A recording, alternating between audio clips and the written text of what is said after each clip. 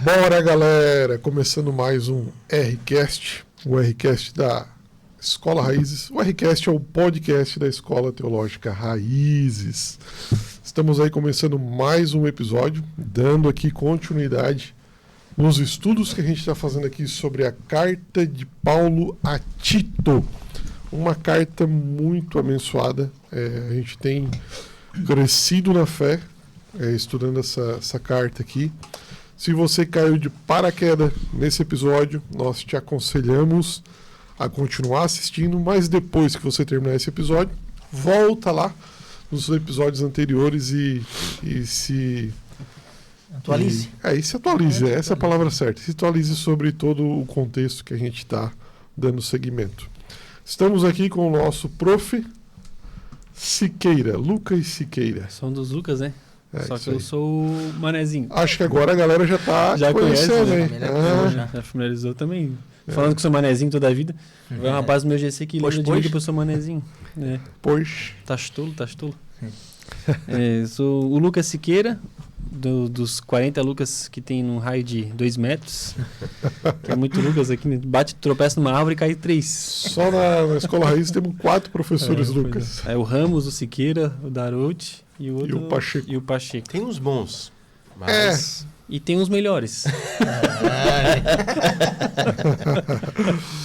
Estamos também na mesa aí com o nosso amado presbítero da casa, Eliezer. Tiagão, obrigado pelo convite, né? O único careca da mesa. Né? É muito importante dizer aqui que ele não é o Adriel, né? Às vezes as pessoas vão olhar assim lá de fundo assim. É o Adriel, não, o Adriel é o Eliezer. Tem o mesmo sobrenome, inclusive. Mas... É o primo, né? Mas não... Mas eu sou Eliezer, não confunda. Esse aqui é muito mais crente. Faça um corte desse aí. Poxa, o Adriel tá lá orando numa hora dessa em casa. Ei, glória. Então, assim, obrigado pelo convite, e aquilo que Deus, a pequena porção que Deus colocou na minha mão, a medida que Ele me colocou, e eu puder contribuir, a gente tá aqui. Obrigado pelo convite. Tamo junto. E o nosso pastor, professor, líder, mais o quê? Tem mais algum? Servo. Aleluia, dos irmãos. Humilde. Aleluia. Como diz, aliás, eu vou fazer a caricatura de... Qual é a tua frase de humildade, Lucas? Que tu sempre gosta de falar.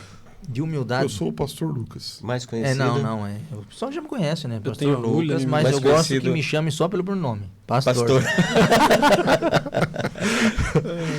Maravilha. A humildade chegou ali, ficou ali, parou ali. Tem orgulho da humildade. Orgulho da humildade. Mas é sempre bom a gente estar com vocês, né? Estar com esse povo que Deus escolheu para esse tempo, né? É um tempo novo. E é isso aí, vamos aprender, gente. Enquanto a gente estiver vivo, ainda dá para aprender alguma coisa. Amém. Bacana. Eu sou o Thiago Inácio. Estamos juntos em mais um Rcast. Roda a vinheta.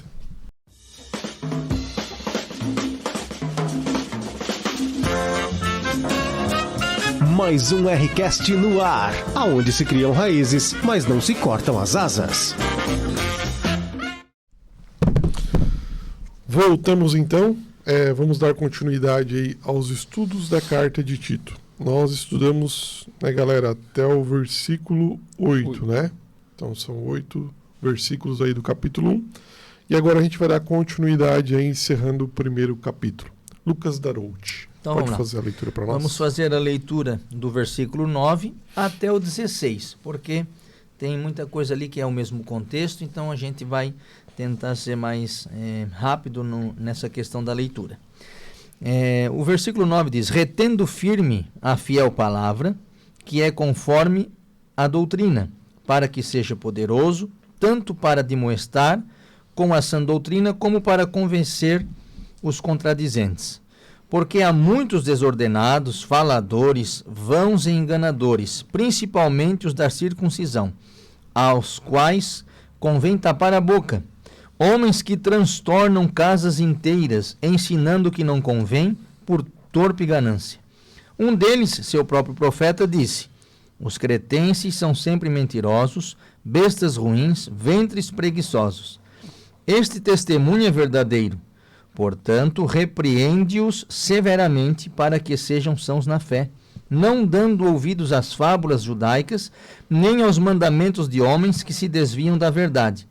Todas as coisas são puras para os puros, mas nada é puro para os contaminados e infiéis. Antes, o seu entendimento e consciência estão contaminados. Confessam que conhecem a Deus, mas negam-no com as obras, sendo abomináveis e desobedientes e reprovados para toda boa obra. Forte, né? Meu Deus. Muito forte. Cara, é uma orientação aqui muito forte. Interessante que ele começa a carta, né, instruindo o Tito de como ele deveria escolher os presbíteros, a futura liderança daquela igreja. E depois ele dá um conselho para ele de como ele deve agir com a falsa liderança que estava na igreja. Então, a meta, né, o objetivo, a tarefa, na verdade, para Tito, ela é bem árdua e bem dificultosa, se a gente for olhar assim. Por quê? Primeiro ele tem que separar homens íntegros, compromissados com a verdade, de caráter.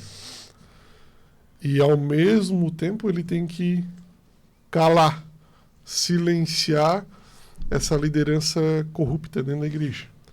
Cara, é bem forte, assim. Bem... fizesse a leitura aqui, né, da perspectiva de Tito, né? Uhum. E fazendo a perspectiva de quem ia ser convidado para ser o líder da igreja, Também. além de ter essas características, né, tinha que saber defender a sã doutrina. Se ele está dizendo que era a sã doutrina, porque tinha a doutrina que era falsa. Uhum. E além disso, tinha aquela que se opunha às doutrinas também. Então, aqui tinha duas guerras. Era quem pregava doutrinas que não eram sãs e também quem se opunha às doutrinas corretas, né? Trazendo para o dia de hoje, assim, né, as lideranças. Então, é importante, né, porque todo esse contexto aqui, né, trazendo para o dia de hoje, que é o importante para sabermos, né, como levar uma igreja, né, como cuidar de uma forma sadia. Então, assim, o que Tito, o que Paulo, né, a ideia de Paulo, o que é? Olha aqui, ó, tu queres, né, tu tens um chamado, né, um chamado para ser os dirigentes aqui, dirigente de uma igreja, né, para estar ali no corpo diretivo, que vai dar alinhamento para a igreja e tal. Então, assim, ó, tens que ser assim, tem que ser assado. Aí ele coloca aqui as características aqui que nós lemos aqui no outro podcast, aqui o versículo 7, 8 e tal. E num pano de fundo ele está dizendo, e se prepare pelas escrituras. Vai aprender, vai ler a palavra, vai te exercitar, vai compreender, vai pedir para que o Espírito Santo te revele isso. Porque, além de ter características importantes do teu caráter, como foi falado aqui nos outros podcasts, né, Paulo estava tratando ali do caráter, busca os caráter e tal, busca quem faz isso, quem é reto, quem não é briguento e tal. E aí, um pano de fundo, quando ele diz das sãs doutrinas, é que ele diz...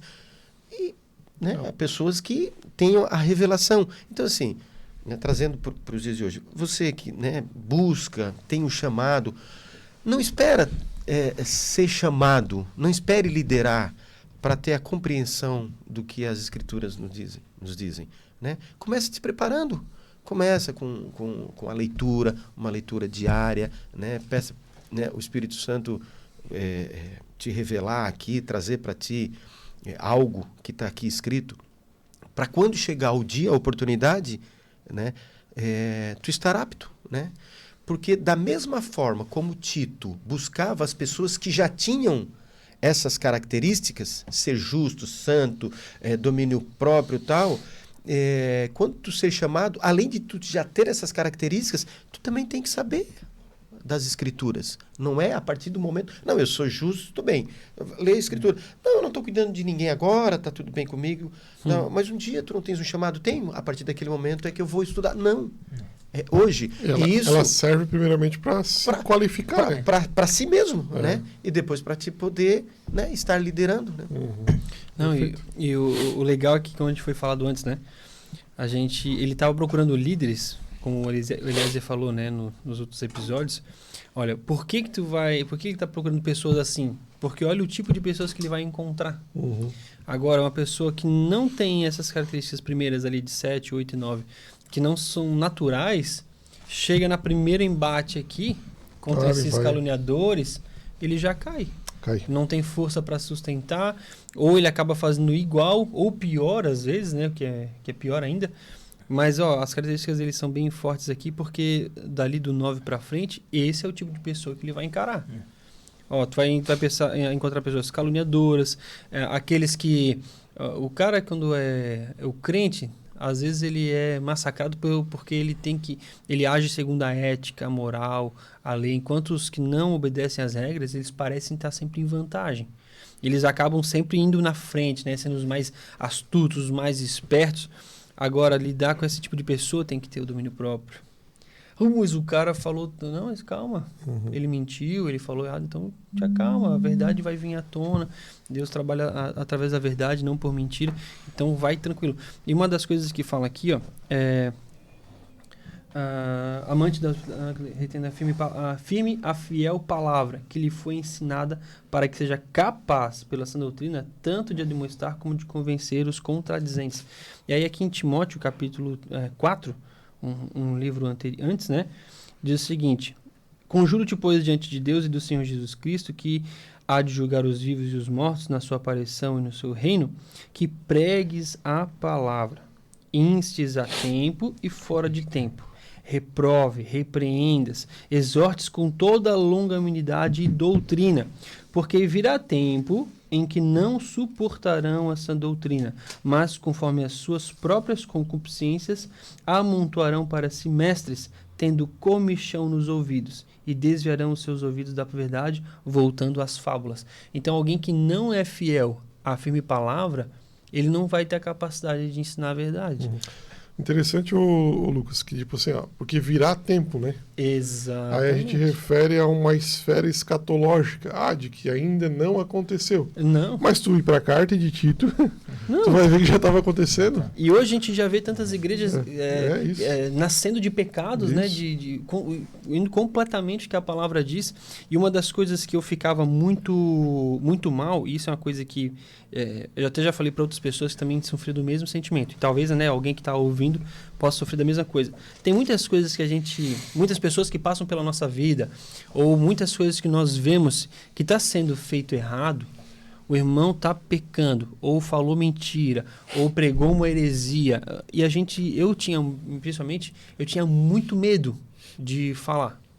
Muito medo. E aí eu omitia aquele cara de ser corrigido e ser abençoado. E isso é uma coisa muito séria para mim. E aí, quando eu no Timóteo 4, olha, pregues a palavra, instes a tempo e fora de tempo. Em todo momento. Eu não tenho que esconder aquilo. Tinha uma situação de um casal, faz muito tempo isso, né? Que o marido sempre tratava a esposa muito mal. Muito mal, muito mal, muito mal. E aí, nas reuniões de homens lá, ele sempre falava, porque minha mulher é muito carrancuda, não sei o que, e reclamava muito dela. E aí eu falei pro meu pai assim, né, depois em casa, eu falei assim, pai, como é que o fulano quer reclamar da esposa, sendo que toda oportunidade que tem de humilhar ela na frente das pessoas, ele faz uma brincadeirinha, uma coisinha, e isso chateia, magoa a pessoa, não se faz isso. E meu pai falou assim, então, filho, vai lá com toda a autoridade que a palavra te dá e exorta ele.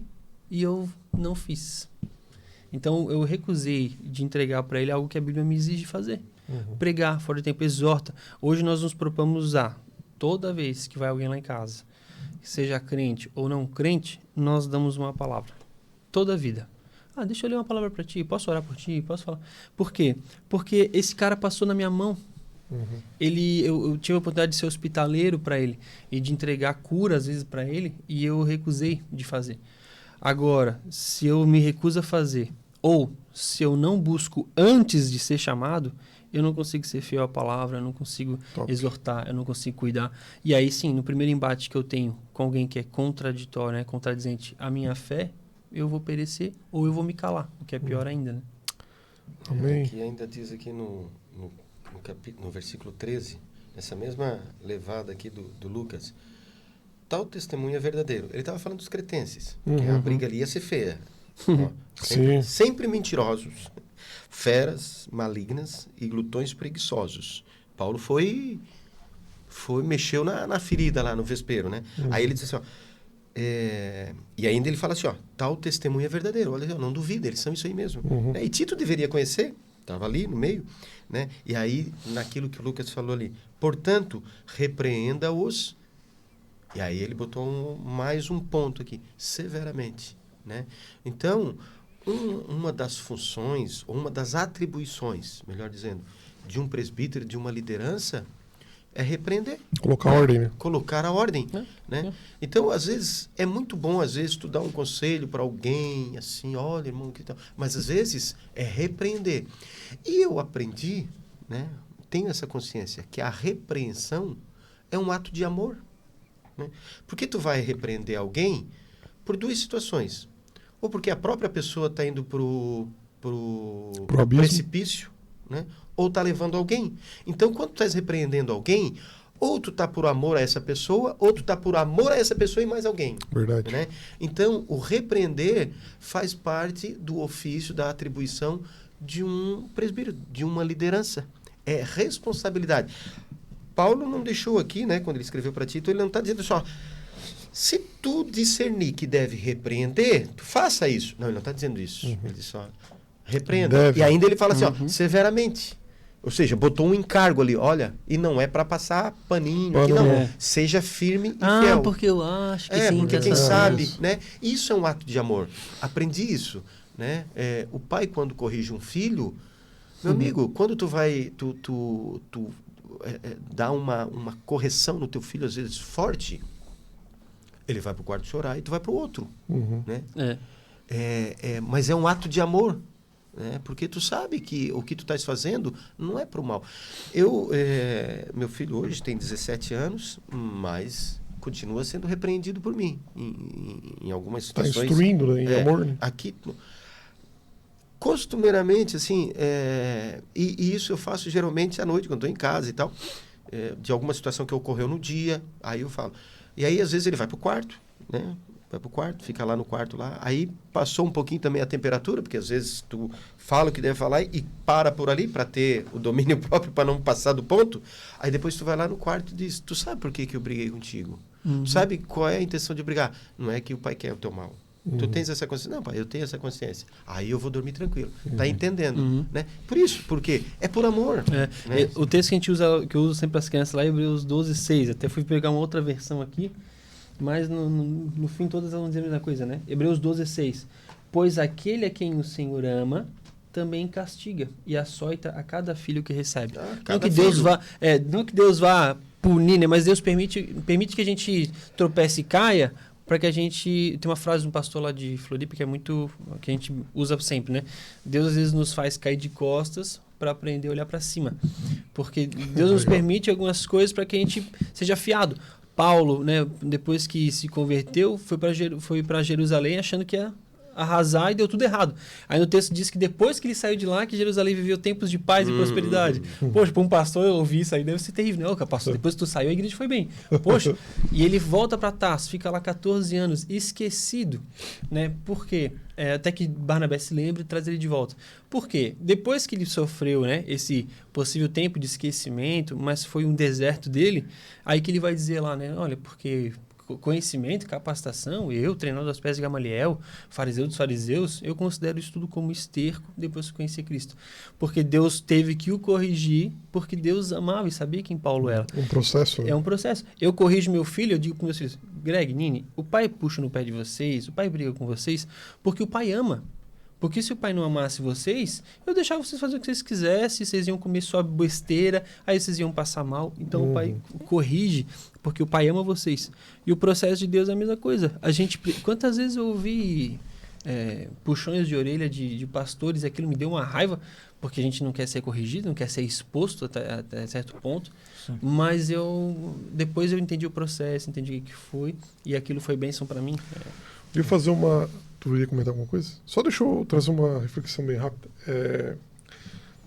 Tipo assim, vamos lá no tempo em que essa igreja recebe essa carta. Paulo escreve essa carta a Tito, um jovem pastor, para uma cidade que tinha uma igreja na cidade, que era um povo cretense que não era bem visto na sociedade. Aí tem problemas aqui. E dentro da igreja também tem problemas. Tem pessoas que estão trazendo ensinamentos falsos. Para Paulo escrever essa carta a Tito e saber do que acontecia, é porque teve alguém que foi visitar Paulo, passou o diagnóstico e Paulo se sentiu como o apóstolo que ama as pessoas. Na obrigação de eu vou escrever uma carta para Tito para colocar ordem lá. Então essa carta demora um tempo para chegar lá. E Tito está nesse dilema. Quando a carta chega, essa carta que chega, ela chega num pergaminho, enroladinho, selada pelo apóstolo Paulo e tudo mais. O que é feito? É convocado a igreja. E também os líderes, locais ali, né? Os maus líderes lá também estão lá. Tito sendo o bispo da igreja, o que ele vai fazer? Ele vai romper o selo e vai ler.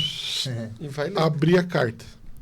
Primeira coisa que ele vai encontrar nos versículos que a gente leu é Paulo exaltando a verdade do Evangelho, exaltando Cristo, que ele é o apóstolo de Jesus Cristo para levar os eleitos de Deus ao conhecimento da verdade. Então ele faz aquela introdução com um compromisso com a verdade.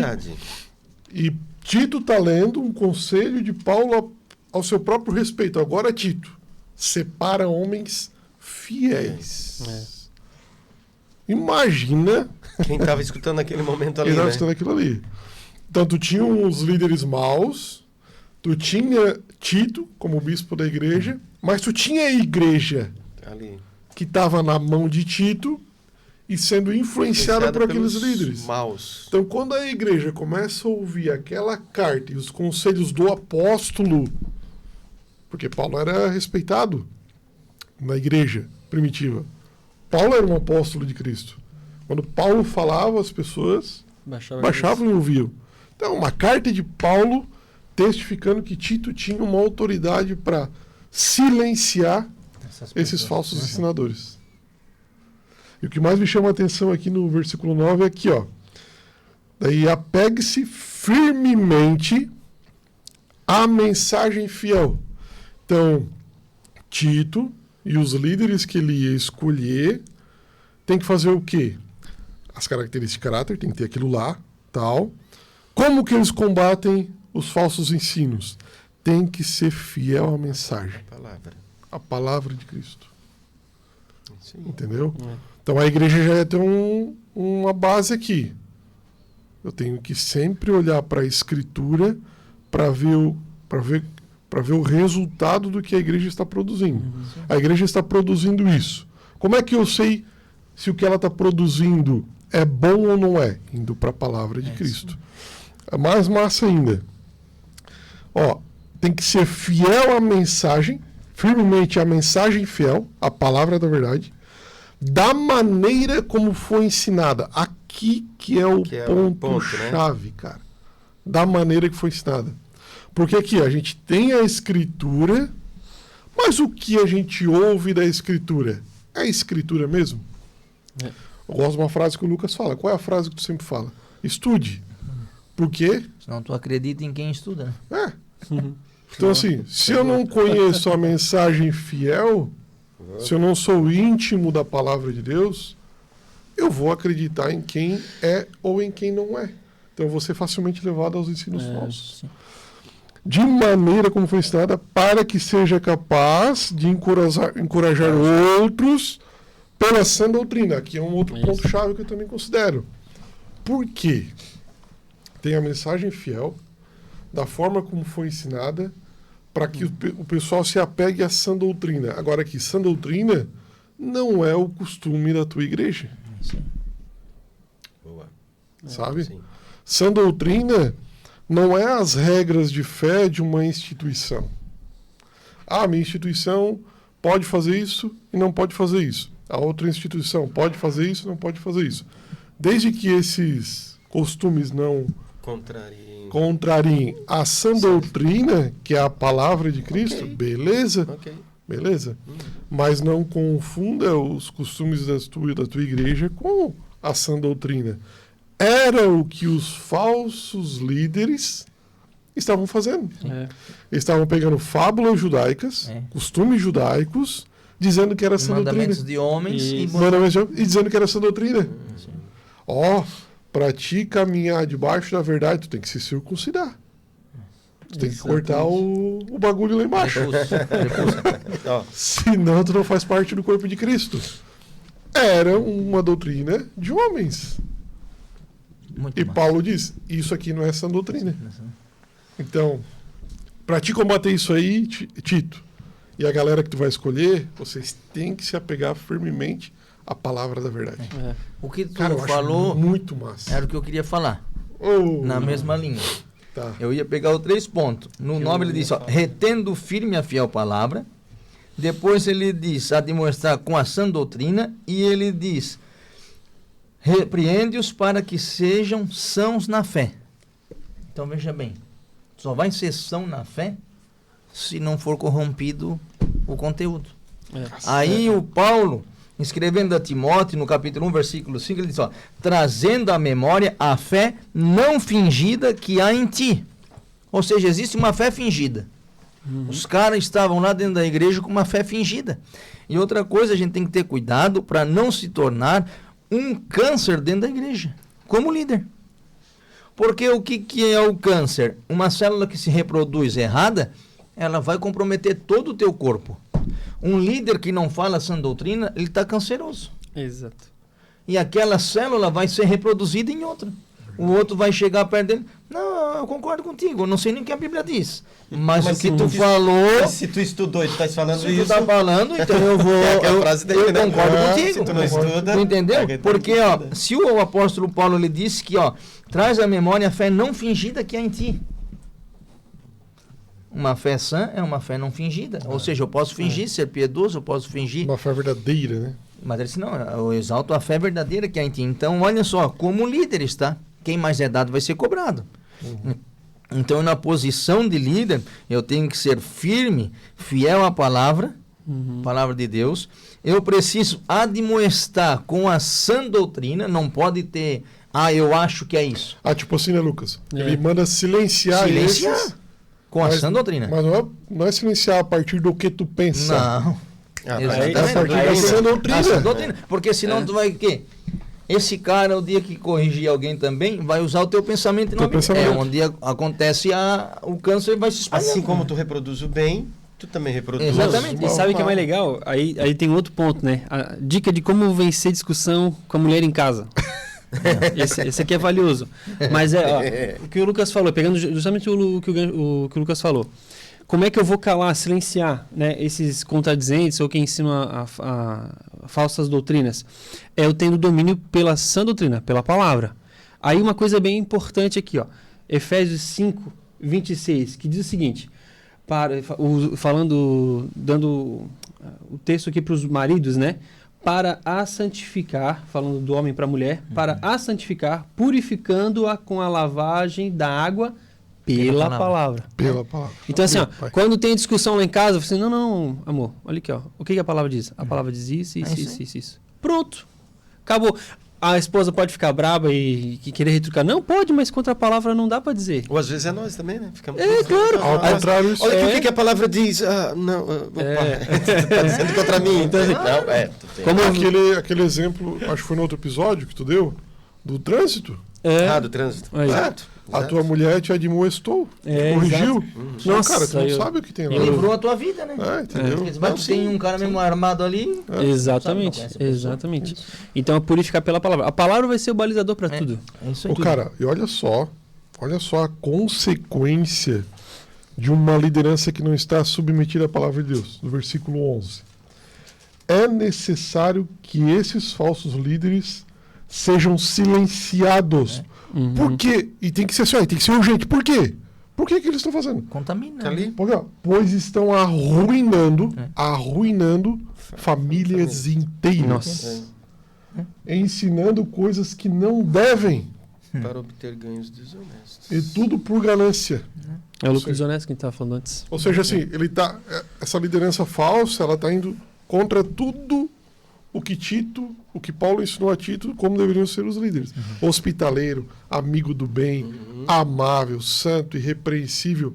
Então essa galera aqui não tinha amor pela igreja, tinha amor próprio. Sim. Eles amavam a si próprios, para benefício Só próprio. ganância, né? Meu Deus, Agora tu me diz a seguinte situação. Ele fala aqui que tem que repreender. Repreenda severamente. Tem gente que não está falando da sã doutrina. O outro lá está falando coisa que não deve ser. E como é que tu vai ter autoridade para falar sobre isso? Por isso que tu tem que ter aquelas características lá em cima. Entendeu? Porque não basta apenas tu achar que está errado. Mas assim, tu tens legitimidade para falar sobre isso? Tu tens autoridade para falar sobre isso? Eu tenho autoridade. Olha aqui minha vida. Olha aqui, eu tenho domínio próprio. Né? Eu não sou arrogante. Obviamente que a pessoa que não é arrogante não precisa nem falar. Se vai ver, né? As pessoas veem nela essas características. Por isso que tem que ser, porque como é que tu vai, né, pedir para que a pessoa não faça determinada coisa se tu não tens autoridade para falar nisso, né? As pessoas fazem aquilo que tu pede de dois modos. Ou elas têm um medo, e aí é porque tu vai impor pelo medo, entendeu? Um pai, quando briga pelo filho, se tiver que gritar muito e tal, ele está fazendo pelo medo. O filho vai te obedecer pelo medo. Né? Ou ele vai fazer pelo teu exemplo. Filho, não faça isso, porque isso aqui é errado. Daí ele vai olhar para o teu pai. O pai não faz isso, está certo? Agora, quando o filho não faz, porque o pai... Aí o filho fica assim, não, eu não vou fazer porque eu tenho medo. A chibata vai pegar. Eu vou ter medo aqui.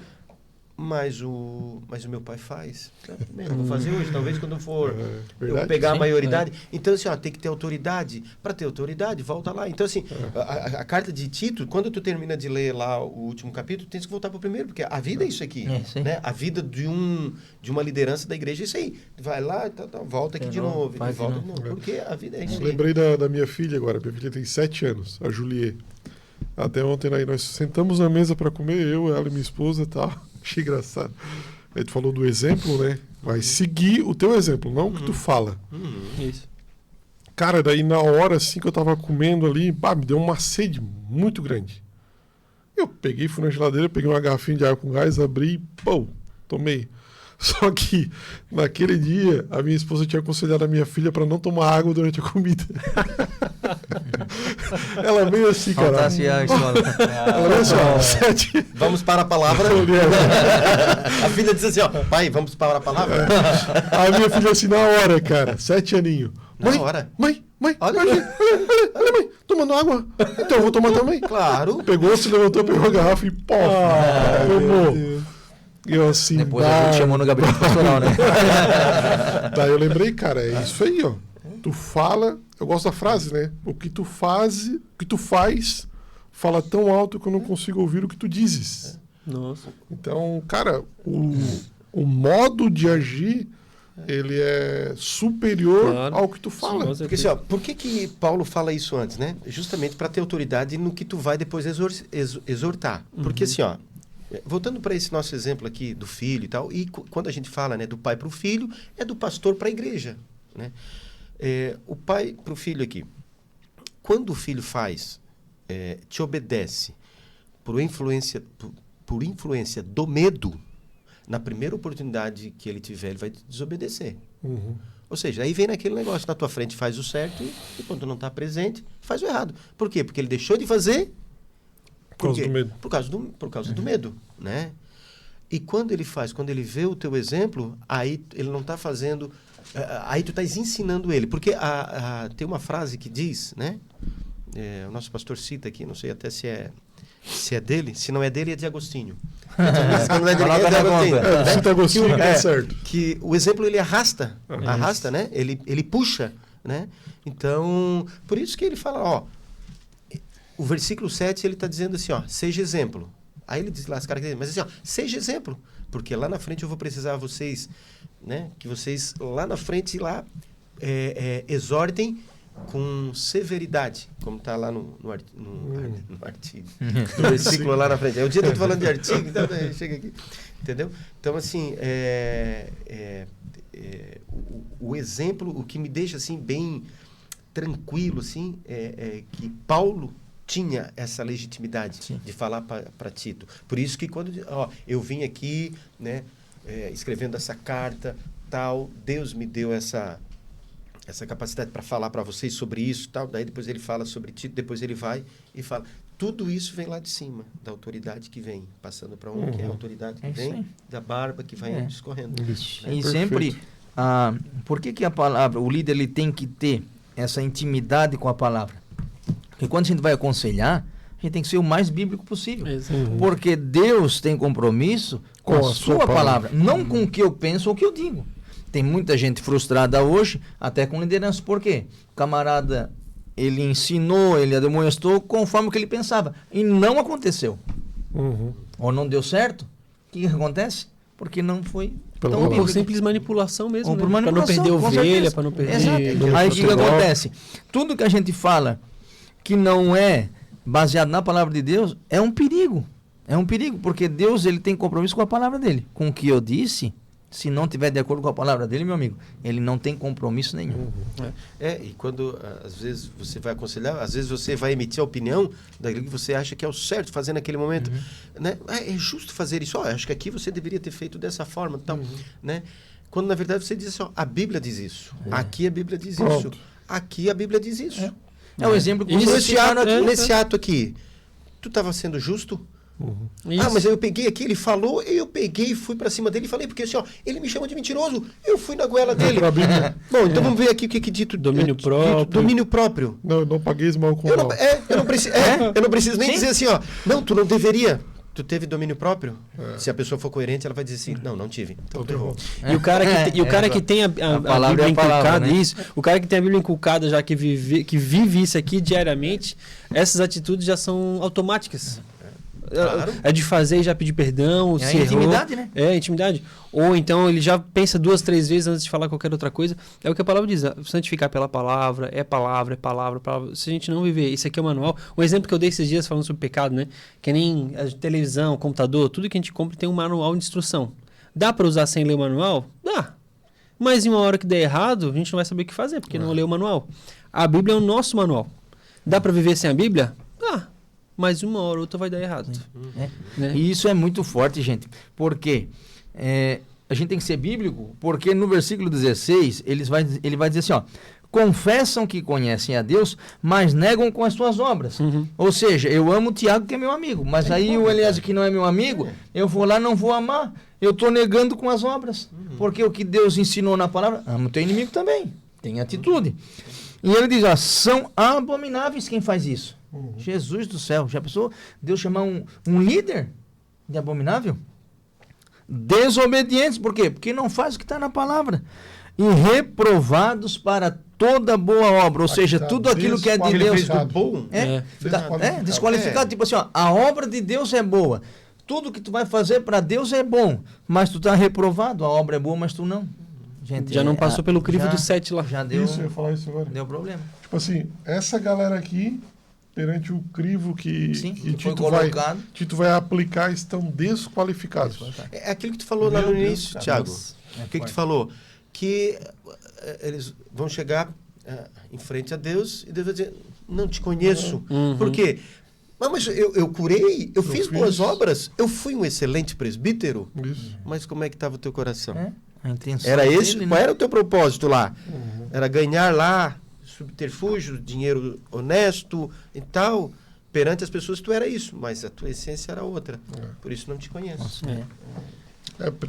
O início de Apocalipse ali eu acho massa. Quando João ele tem a visão, né, para escrever o Apocalipse, porque daí o Apocalipse é direcionado às 7 igrejas da Ásia. Daí ele tem uma visão, e na visão Jesus compara, né, as 7 igrejas a 7 candelabros. E ele disse que João viu Jesus andando pelo meio dos 7 candelabros, ou seja, pelo meio das 7 igrejas. E sempre quando ele inicia um direcionamento para a igreja, ao anjo da igreja que está em Laodiceia, eu conheço as tuas obras. Ao anjo da igreja que está em Éfeso, eu conheço as tuas obras. Então Jesus é a pessoa que conhece as nossas obras. Conhece as nossas obras. Não tem o que esconder. E, cara, não tem como. As minhas atitudes, no fim, vão revelar quem eu sou. Quem eu Foi sou. o que tu falou na aula aqui na segunda-feira, né? O que vai mostrar se eu sou salvo, se eu sou santo, são as minhas obras. Eu posso falar. As obras não te salvam, não. mas elas testificam que tu é salvo. É o fruto, né? Da árvore. O que tu tá... Qual é o fruto que está saindo aqui? Exatamente. A árvore é vistosa, linda, mas tem fruto? Não serve para nada. Não. O que Jesus fez com uma figueira que não dava fruto? Não dá fruto. Amaldiçoou ela e ela secou. Exato, entendeu? É isso. Jesus. Cara, Tá estreito. então, assim, né? Um conselho aí para quem... Para todos, né? Mas para quem exerce liderança, aconselhamento, sempre o faça conforme as Escrituras. E até vale uma reflexão aqui, né, pessoal? É tipo assim, como você está liderando até agora? O que você tem ensinado para os seus liderados? Para o rebanho que Deus te confiou? Seja ele qual for. Seja um grupo de convívio, um grupo de jovens, de adolescentes, seja o que for. A tua família, vamos lá, vamos estreitar ainda mais, né? A tua família que Deus confiou na tua mão. Como você tem direcionado ela? Você tem direcionado ela através de estratégias? Medo, manipulação, né? Como hoje tem muito disso, né? Estratégia, performance, como ser o melhor, como fazer isso, como fazer aquilo. Acorda de manhã, faz isso, te posiciona assim. Então, são tantas ferramentas que a gente tem hoje em dia que às vezes a melhor ferramenta a gente deixa de lado, que é a palavra de Deus. É a palavra de Deus. Então, que isso sirva de reflexão pra gente, né? O melhor de tudo é sempre seguir a palavra de Deus. E a quem mais é dado, mais é cobrado. Então, assim, a responsabilidade, talvez agora você não sinta esse encargo, mas pela palavra aqui a responsabilidade é grande. É grande, cara. E todos nós vamos ser cobrados por tudo que fizemos aqui, tanto para o bem quanto para o mal, né? Então, se você tem nas suas mãos pessoas a serem cuidadas, está aqui o manual. No direito, ninguém é dado o direito de se isentar de um crime por desconhecimento da lei. Ou seja, tu fizeste isso aqui, não, mas tu não vai ser cobrado porque tu não sabia a lei, né? A mesma coisa é aqui, ó.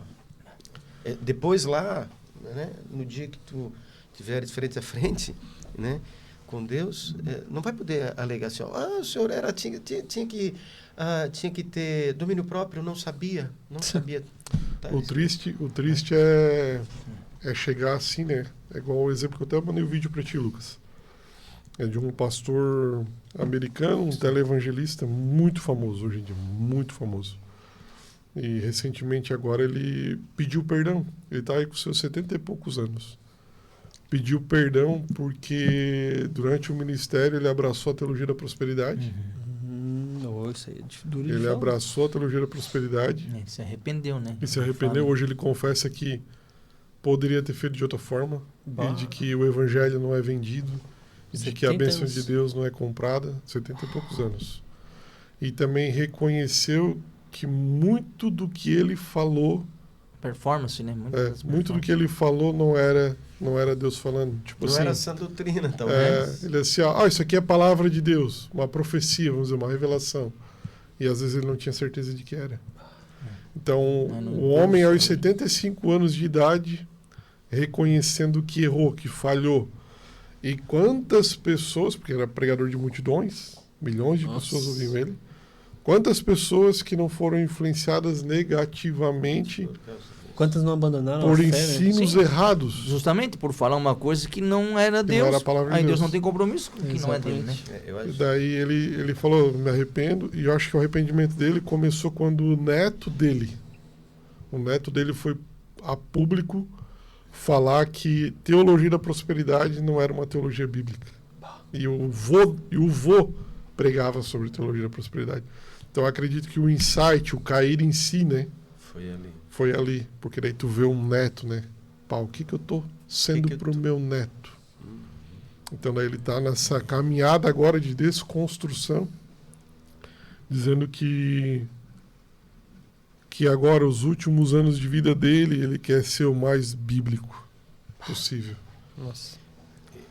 É que o Senhor nos livre disso, né? A frase do Lucas aqui, uma frase óbvia, mas assim, uma frase poderosa. Deus não tem compromisso. Cara, é simples, mas é tá poderosa, palavra, cara. Né? É poderosa, porque assim, ó, você pode ter a melhor das intenções. Talvez esse pregador teve as melhores intenções. Teve a melhor intenção. Não, mas Deus não tem compromisso com isso. Né? E aí, às vezes... Uma vida inteira, né? Senhor, mas essa coisa aqui não está dando certo. Tá vendo que... Poxa, eu estou fazendo, é uma coisa boa, mas está na palavra? Não está na palavra. Então Deus não tem compromisso, meu amigo. Deus não tem compromisso. Tem que ser pela palavra. Paulo dá um conselho, nunca vá além do que está escrito. E tipo assim, atualizando para os dias de hoje, nunca fale aquilo que Deus não falou. Nunca fale aquilo que Deus não falou. Até o João Calvino diz, né, que aquilo que não está, que a gente não entende, é porque está além da nossa compreensão. Não necessita do nosso esforço de tentar entender, porque não está além daquilo que a gente... A palavra, ela é o mapa, né? Não tem como uma pessoa querer prosperar. Entendo aqui, o prosperar... financeiramente. Nada disso. Nem prosperar dentro de cargos, dentro da instituição da igreja. Eu digo prosperar espiritualmente, progredir espiritualmente, sem oração e sem a leitura da palavra. Não é só a palavra, não é só a oração. Práticas espirituais simples. Simples. Que é acessível a todos, né? A todos. Deus é maravilhoso. Jejum, leitura bíblica e oração. Chegar justamente ali, porque a oração e a palavra está disponível a todas as pessoas. Você não precisa assim, Senhor, e agora? Eu quero falar com o Senhor, mas eu não preciso entrar nos santos dos santos. Não precisa de um pastor intermediário. Nada. Você agora já tem ligação direta. E a palavra está aqui, está à disposição. Verdade. Glória a Deus. Um baita episódio. Maravilha. Amém. Eu acho que foi bastante edificante o que a gente falou aqui. E tome cuidado. Tome cuidado. Sempre analise também o que você está ouvindo. Vê o que você está ouvindo, se está de acordo com a palavra. Quais as fontes, né? Haja com sabedoria. Eu acabei de descobrir pela palavra que o que eu estou aprendendo não é evangelho verdadeiro. Não saia gritando, berrando, repreendendo todo mundo. Não saia do que foi ensinado aqui. Domínio próprio, amigo do bem, chama, conversa, admoesta e vai por esse caminho. Né? Com ordem e decência, né? A intenção aqui do Rcast nunca é provocar a rebeldia, mas sim provocar a disciplina pelo amor de Deus, pelo amor de Cristo. Sempre com coerência, sempre se debruçando à palavra de Deus, ao amor de Deus. Obrigado, Siqueira, obrigado, Eliezer, por estar aqui conosco nesse episódio. E Luqueira, tamo junto? Tamo junto sempre. Não se esqueça aí de curtir, compartilhar, joga esse vídeo aqui no grupo da família, no grupo da igreja aí, faz o Rcast chegar para mais pessoas, comenta, e segunda-feira que vem a gente tá aí com vocês de novo às 22 horas. Tchau, valeu! Ao fim de mais um Rcast, lembramos que, se a teologia que estudamos não nos leva à humildade, não é sobre Deus que estamos estudando.